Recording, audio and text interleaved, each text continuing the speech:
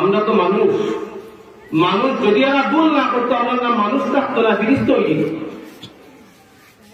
মানুষ শব্দের যে মূল মাত্রা যেটা নাসিউল, অর্থ ভুলে যাওয়া। যদি আমরা আল্লাহ না বানাইতা, সকালে গুনাহ করিয়া 10টার সময় বিকালে মাছ না দিতাম, আল্লাহ তাআলা আমরা না বানাইয়া অন্য জাতি বানাইতা।